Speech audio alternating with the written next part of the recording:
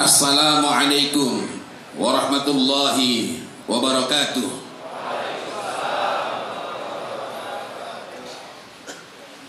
Innal hamdalillah wassalatu wassalamu ala Rasulillah wa ala alihi wa ashabihi wa mawalah. La haula wa la quwata illa billah. Rabbi shrah li sadri wa yassir li amri wahlul 'uqdatam min lisani yafqahu qawli, amma ba'd. Bapak-bapak, ibu-ibu, saudara-saudara sekalian, kalau yang di depan ini ulama semua, cuma satu yang tidak ulama, yakni yang nggak bisa duduk bersila ya. Jadi nanti dilihat saja ya. Nah, karena itu bagian saya yang ringan-ringan, saya hanya ingin mengajak untuk mengingat sebelum nanti para guru-guru kita semua memberikan tausiah, memberikan pencerahan, memberikan penguatan tentang arah perjuangan umat ini. Bangsa besar adalah bangsa yang merawat sejarahnya. Bukan cuma sekedar tidak melupakan, tapi mereka merawat sejarahnya, memeliharanya sehingga orang itu senantiasa mengingat dan tumbuh dalam dirinya semangat menggelegak, motivasi yang sangat tinggi untuk meniru, untuk melakukan apa-apa yang sudah berlalu dari kebaikan-kebaikan yang dirintis oleh orang-orang sebelumnya. Dan negeri ini banyak sekali mengalami penggelapan sejarah muslimin. Saya ingin garis bawahi lagi, negeri ini banyak melakukan penggelapan sejarah muslimin atau bahkan pembelokan. Penggelapan itu artinya sesuatu ada, lalu pelan-pelan tak disebut, dan akhirnya kita lupa, sehingga lama-lama kita menganggap tak ada peran ulama, tak ada peran muslimin dalam perjuangan negeri yang sangat besar ini. Ini terjadi bahkan ketika jumlah kita masih mayoritas. Kenapa pakai kata masih? Karena kalau kita tidak berhati-hati, karena kalau kita tidak berusaha dengan sungguh-sungguh untuk mengantisipasi, untuk menghidupkan, untuk merawat dan menegakkan dakwah, maka 50 tahun yang akan datang bukan tidak mungkin azan itu sesuatu yang sangat eksotis menjadi tujuan wisata, karena hanya tersisa di beberapa titik-titik saja. Tiap Jumat para khatib menyerukan kepada kita untuk memelihara takwa, dan agar kita tidak mati kecuali dalam keadaan sebagai muslim. Akan tetapi mari kita tengok data statistik kita. Berapa jumlah muslimin yang tergerus? Dulu di atas 90%, di atas 95% penduduk Indonesia adalah muslim ketika negeri ini diproklamirkan. Sekarang berapa jumlah muslimin di Indonesia? Artinya ada yang mengalami pertumbuhan sangat pesat, dan itu bukan kita. Dan apa pintu-pintunya? Salah satunya adalah penggelapan sejarah. Tanyakanlah kepada anak-anak kita, atau bahkan di antara yang hadir pun jangan-jangan banyak yang tidak tahu. Siapakah misalnya Faraj bin Sa'id bin Awad Marta? Siapa dia? Padahal kita tinggal di Jogja, bangunan besar yang dihibahkan tak jauh dari Jogokarian ini masih berjaya menghasilkan uang yang sangat besar. Itu yang ada di Jogja. Padahal kita tinggal di Jogja, tak jauh dari Semarang, yang hibahnya juga banyak di sana. Siapa? Faraj bin Sa'id bin Awad Marta. Padahal kita tinggal di Jogja. Dan hampir-hampir tak mungkin terjadi proklamasi kemerdekaan itu kalau tidak ada Faraj bin Sa'id bin Awad Marta, yang ketika Bung Karno sakit, ia datangkan madu sidar dari Yaman. 1 karton setiap bulannya isinya 10 botol, masing-masing 1 liter. Untuk apa? Agar cepat pulih. Kita dulu belum punya RSCM, kita dulu belum punya rumah sakit Sarjito dan lain-lain. Nah, orang ini yang kemudian rumahnya dihadiahkan, dan rumah itu menjadi tempat dikumandangkannya proklamasi. Jadi proklamasi itu di rumah seorang pejuang Islam. Pernah dapat sejarah ini di bangku sekolah? Padahal belum lama kita merdeka, baru kemarin kita merdeka. Lalu apa nanti yang akan terjadi pada anak-anak kita? Pesawat pertama yang dimiliki negeri ini, hingga kemudian di pesawat komersil yang dimiliki oleh negara, BUMN, itu bukan modal dari negara. Itu sumbangan dari pesantren-pesantren di Aceh. Adalah Tengku Daud berkeliling dari Banda Aceh ke Pidijaya, ke Lok Sumawe, dan ke beberapa tempat-tempat lainnya, menghimpun kekuatan melalui pesantren. Terkumpullah uang, jamaah menyerahkan cincinnya, menyerahkan anting-antingnya, gelang dan lain-lain. Terkumpul uang, diberikan pesawat namanya Solawah. Tetapi ketika saya membaca sejarah maskapai itu di tahun ini, di publikasinya sudah tak disebut lagi Selawah. Kalau Selawah saja tak disebut, apalagi sejarah di balik Selawah. Faham sampai di sini. Ini baru catatan sejarah. Ini baru tidak disebut.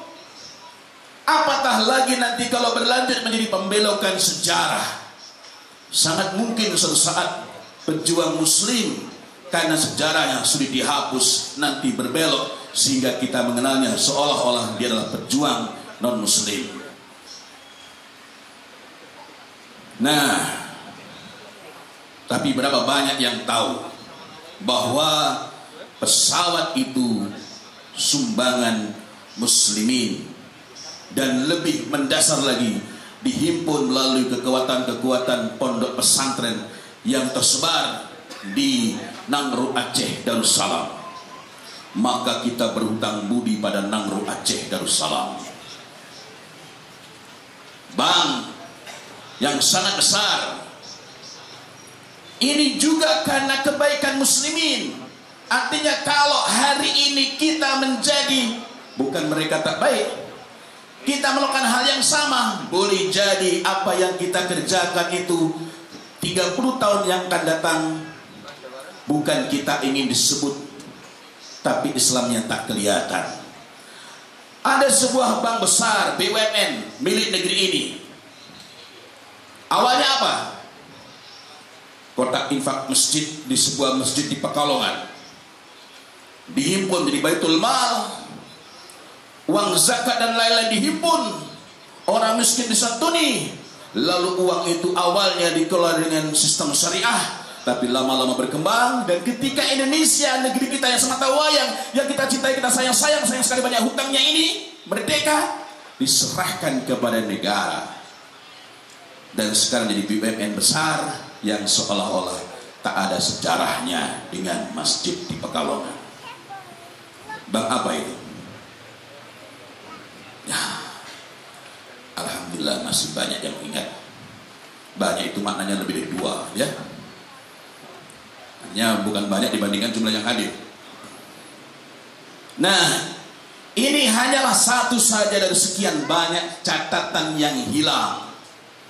Setiap tahun aku termangu, mengapa hari kebangkitan nasional tanggal berapa?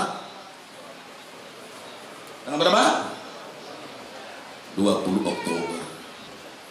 Mengapa tanggal itu? Padahal sebelumnya, beberapa tahun sebelumnya, sudah ada organisasi modern yang berpikir tentang Indonesia, bukan kedaerahan. Cakupannya lebih luas. Pendirinya Haji Umar Said Cokro Aminoto. Tapi kenapa itu bukan yang disebut? Maka aku katakan pada anak-anakku, bukan itu, dusta ini. Aku termangu setiap tahun. Mengapa 2 Mei diperingati sebagai hari dengan nasional? Padahal sebelum sebelum itu sekolah-sekolah modern. Kalau kita acuannya sekolah modern, walaupun modern masih perlu pertanyaan, apa sih modern itu? Sudah ada. Muhammadiyah sudah punya sekolah-sekolah di mana-mana.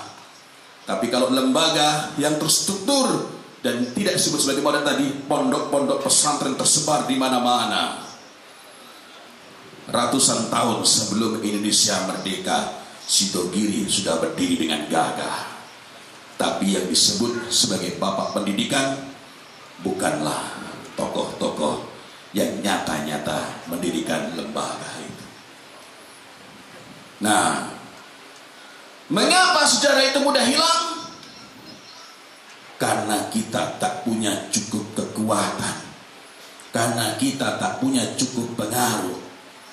Kita hanya menjadi kelompok pencemas yang kalau menjelang pemilu kita digerakkan, didekati.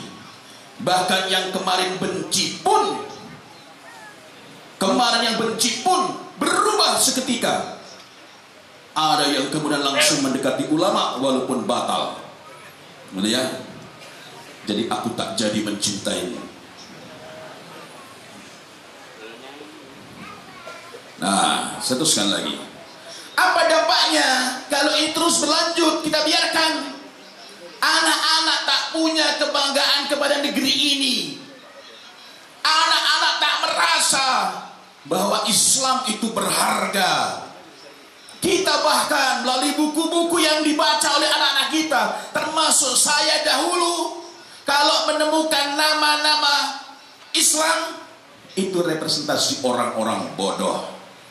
Tapi kalau orang cerdas, namanya nama-nama yang ya nggak usah sebut lah ya. Nah, ini sudah contoh-contoh. Pada sisi lain kita menemukan tragedi di mana-mana. Monumen-monumen kekalahan kita lebih dibanggakan. Mencari rumah Buya Hamka jauh lebih sulit. Tak semudah mencari monumen kekalahan berupa jam gadang yang didirikan oleh Belanda untuk menghina kita, dan kita bangga dihina. Saya tak tahu di mana lagi. Ke Bukit Tinggi lebih mudah menjadi lubang Jepang, lubang kekalahan kita juga. Tetapi titik-titik kemenangan yang membuat Malaysia bangga punya Buya Hamka, lahir dan meninggal bukan di Malaysia. Dan itu yang membuat mereka memiliki marwah. Bangsa Melayu, Muslim, kita, anak-anak kita, bahkan yang tinggal di sana. Saya bertanya beberapa kali saya ke Bukit Tinggi, mau ke rumah Buya Hamka, tak banyak yang tahu. Kayaknya sebelah sana Ustaz, cuma jalannya saya tak tahu, agak sulit. Sampai sekarang saya belum sampai ke sana. Nah, ini sekedar contoh sederhana. Nah, mari kita melompat, karena bagian saya kan sebenarnya ibarat orang makan itu untuk menggugah selera makan ya. Yang lebih pokok adalah makanan utamanya. Beliau-beliau inilah yang bisa menyajikan yang bergizi. Mari kita belajar dari Ertugrul. Siapa dia? Seorang prajurit yang kemudian di seorang panglima besar. Sangat ingin dia termasuk yang disebut oleh Rasulullah SAW sebaik-baik panglima, sebaik-baik pasukan untuk menaklukkan Konstantinopel. Dia tak berhasil, tapi ada langkah yang luar biasa. Dia persiapkan anak-anaknya, dia persiapkan cucu-cucunya, dia wariskan semangat dan persiapan itu. Artinya bukan hanya semangat, tapi juga persiapan-persiapan yang berkelanjutan. Hingga akhirnya anaknya memulai membuka kesultanan yang kemudian menjadi Khilafah Utsmani. Nah, saya cerita sejarah. Kenapa saya ulangi saya cerita sejarah? Karena ada kalanya sebagian saudara kita begitu menyebut kata khilafah langsung dikait-kaitkan dengan yang lain. Kenapa? Karena kita sedang sensitif, bahkan sejarah pun bisa alergi. Keturunannya yang ketujuh barulah berhasil menaklukkan Konstantinopel yang sekarang menjadi Istanbul. Artinya perjuangan itu tak pernah pendek. Maka kalau yang kita lihat hanya 2019, kita bukan sedang memilih, bukan sedang menentukan pilihan yang terbaik, tetapi sedang menentukan pilihan yang paling kecil madaratnya. Kalau kita hanya melihat 2024, itu juga bukanlah hal yang paling pokok. Apa tidak penting? Sangat penting. Sangat penting. Baik, saya kembali lagi pada perbincangan tadi. Artinya ini perjuangan bergenerasi. Kalau kita mengingat Salahuddin Al-Ayyubi yang membebaskan, memerdekakan Baitul Maqdis, Salahuddin Al-Ayyubi bukan orang sembarangan. Dia orang besar. Tetapi untuk memetik buah kemenangan itu persiapannya panjang, bukan dari generasi bapaknya, tapi generasi-generasi sebelumnya.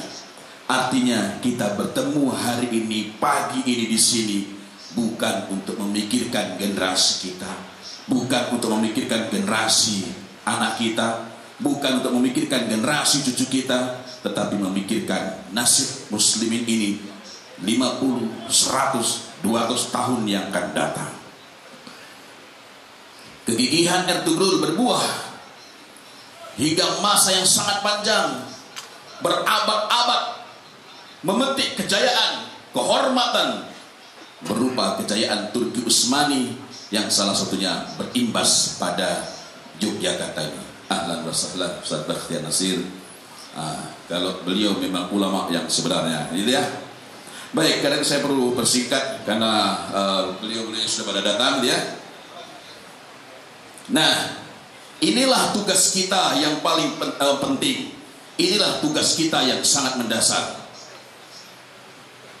Tugas kita adalah menyiapkan negeri ini, menyiapkan muslimin ini, menyiapkan anak cucu kita. Bukan cuma anak kita, bukan cuma cucu kita, tapi generasi-generasi sesudahnya, 50, 100, 200, 300 tahun yang akan datang. Tugas kita adalah memikirkan generasi-generasi yang akan turut untuk membebaskan, memerdekakan Baitul Maqdis. Selama Masjidil Aqsa, selama Baitul Maqdis masih terjajah, maka muslimin di seluruh dunia pasti dalam keadaan sangat lemah, termasuk kita yang ada di sini. Maka luaskanlah pandanganmu, jauhkan penglihatanmu, gigihkan arah perjuanganmu. Nah, tidak terjebak pada angka 2019, 2024. Tidak penting, penting, bahkan sangat penting.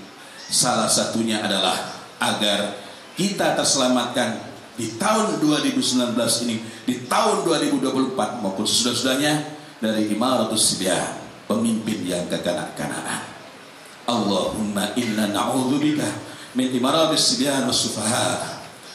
Aqulu qouli hadza wa astaghfirullahal azim.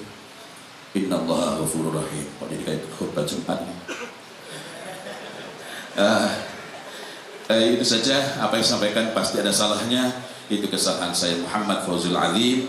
Ingatkanlah saya dan akhlak seorang mukmin bersaudaranya, yakni dengan tawasul bil haq wa tawasul bis sabr wa tawasul bil marhamah. Kita berdoa dengan sungguh-sungguh agar Allah selamatkan kita dari pemimpin yang kekanak-kanakan dan pemimpin yang bodoh, sebagaimana diamanatkan oleh Rasulullah SAW. Ini bukan tentang Indonesia kita hari ini, bukan tentang siapa saja yang mencalonkan, tetapi ini perlu senantiasa kita mohonkan. Hanya saja kalau kita merasakan suasana yang mencekam tentang sesuatu yang sangat mungkin terjadi, saya khawatir jangan-jangan sudah saatnya kita melazimkan kunut untuk memohon kepada Allah perlindungan dari keburukan-keburukan tersebut. Kunut di seluruh masjid-masjid kita. Assalamualaikum warahmatullahi wabarakatuh. Waalaikumsalam warahmatullahi wabarakatuh.